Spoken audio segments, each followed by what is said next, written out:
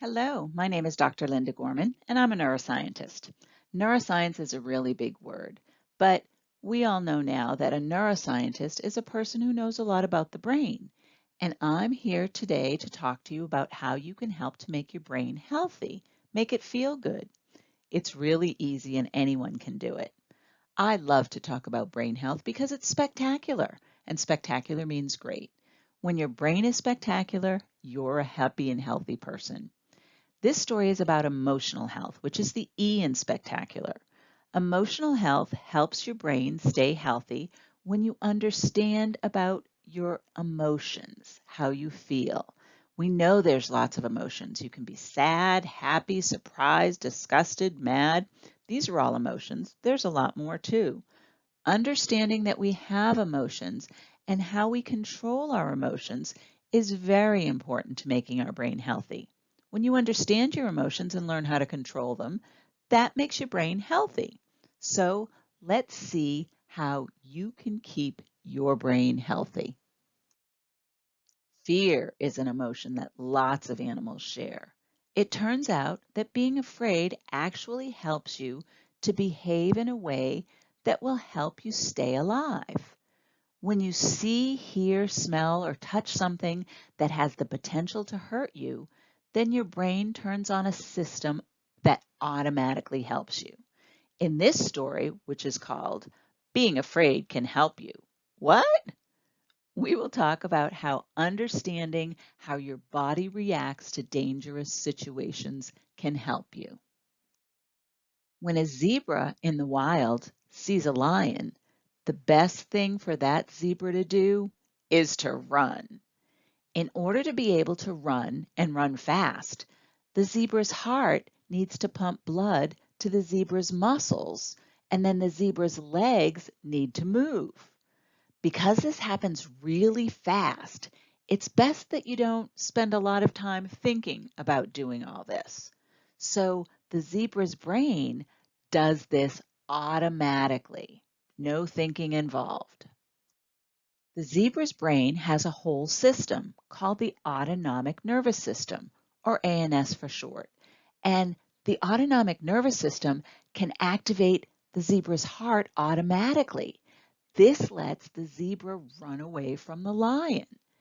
The autonomic nervous system acts automatically and controls the zebra's heart, the zebra's lungs, stomach, and other organs.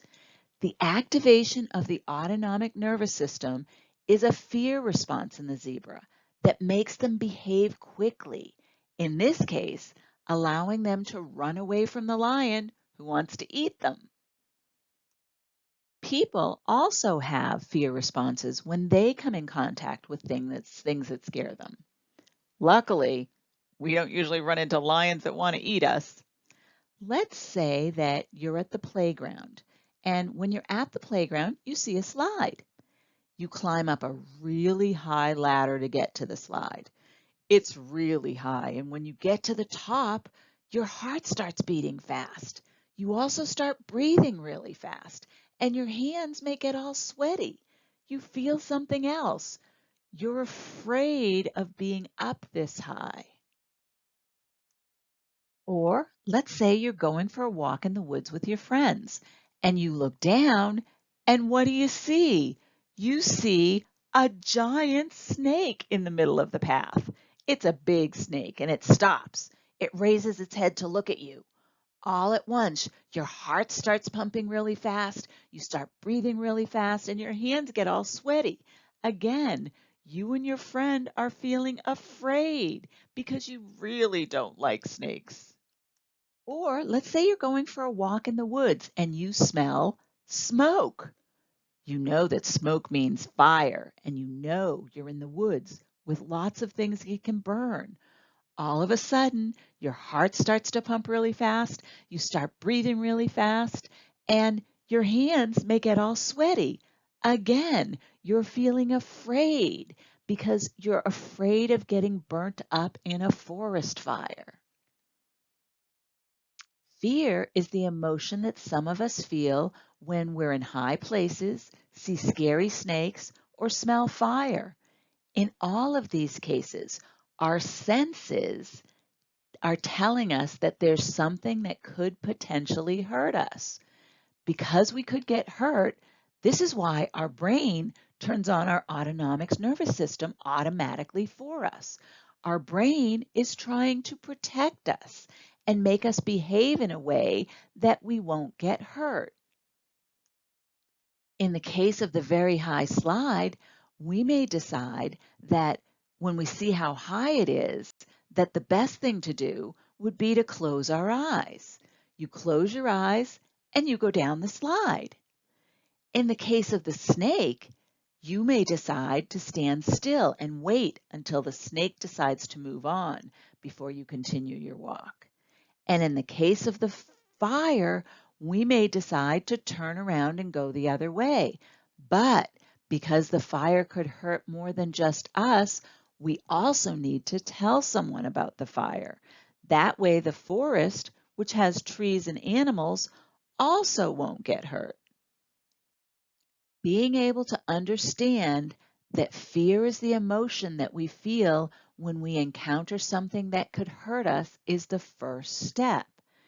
Being able to understand that our brain is trying to help us by getting our body ready to handle the situation will make us less nervous about our heart beating fast or our hands getting sweaty. Good emotional health is being able to understand that when we're afraid of something, our brain is ready to help us handle what's scaring us. Our brain will protect us. Understanding what's scaring us and then dealing with it will help our brain and our body to stay healthy. Plus, it turns out that once we understand what we're afraid of, then we can avoid those situations in the future, or we can come up with ways to deal with it. So you may be afraid of high places now, and that may change over time, or you may just come up with ways to deal with your fear. Like when you went down the slide, you decide that you had so much fun going down the slide when you did it with your eyes closed that it's worth being a little bit of scared so that you can have the fun of going down the slide. And you figured out that when you climb up that high stairs to get to the slide, you just close your eyes. Or you decide that, no, I don't like high places. So at the playground, instead of going on the slide, you may decide to go on rides that spin. Sometimes, though, you can't always avoid the things that scare you. So you have to come up with other ways to control your fear. So let's say that you know that when you're in school, you have to go up 5 flights of stairs to get to the 5th floor where your class is. And you decide that you have to go up the stairs because you have to get to class. So what you're going to do is you're going to focus your attention on what's in front of you and don't look down. That will help you to deal with your fear of heights when you have to go up the stairs to go to school. Plus, when you understand what's scaring you, then other parts of your brain can turn off that autonomic nervous system. So when your heart's not beating so fast and you're not breathing really fast and your hands aren't sweaty, you may find that what was scary before is no longer scary. So let's take that big snake that you saw in the woods that made you scared.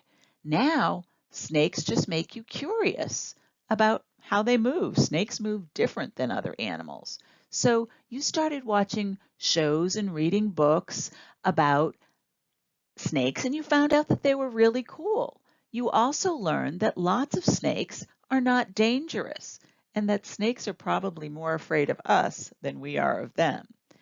You may not ever really love snakes, but in learning about them, you find you're no longer afraid of them. When it comes to our emotions, there's usually a reason why we have them.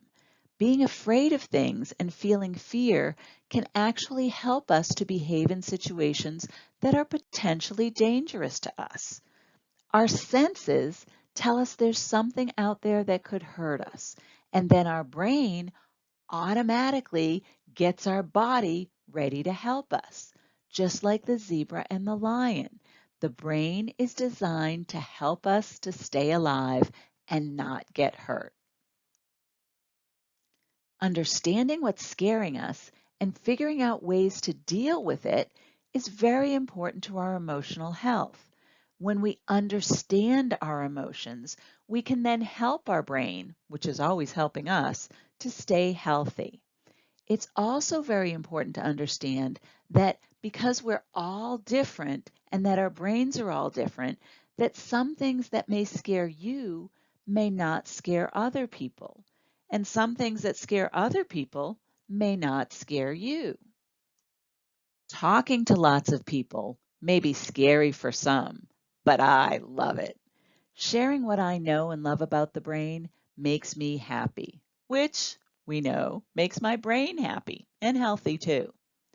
You know what doesn't make my brain happy? Jumping out of an airplane with a parachute on my back. That does not make me happy. It's really scary to me. You'll never see me skydiving, but some people love it. You need to understand that things that make some people afraid will not make everyone afraid. Talking to people about your fears, just like talking to people about other emotions, is important. This way, people will understand you and you can understand them. Communication, talking to others, is definitely a good way to keep your brain and your body safe and healthy. So thank you for letting me talk to you about how being afraid can help you to stay safe and make your brain happy and healthy.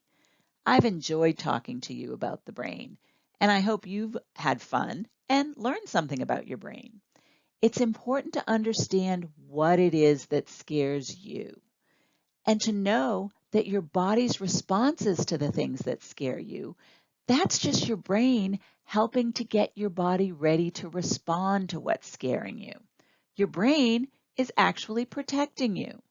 Sometimes that means staying away from what scares you, and sometimes that means learning more about what scares you and how to deal with it.